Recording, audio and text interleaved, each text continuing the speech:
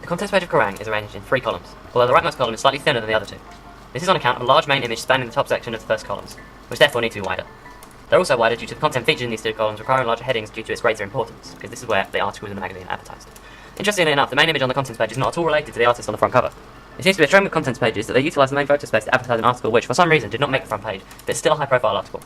In this case, Dave Grohl, one of the most famous rock stars in the world, is featured.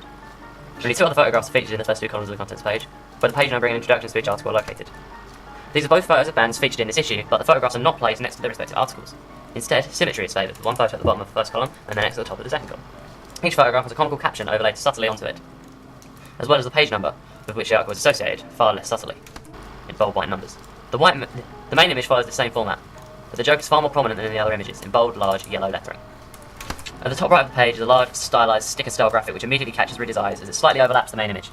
Across this, in a grunge style font, is written "Contents," fitting with the rock theme of the magazine, as well as being written in incredibly large letters so as to immediately tell the reader what the page is for.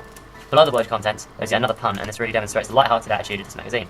This pun is written on an unevenly slanted tape-style graphic, furthering the grunge feel of the magazine.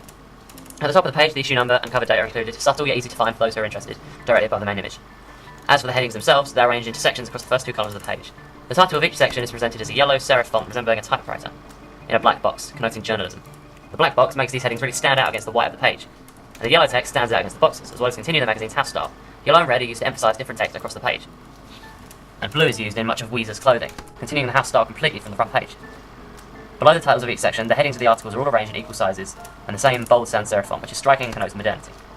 The headings are larger and bolder than the brief article descriptions, which are worded to provoke curiosity in the reader without revealing any large details.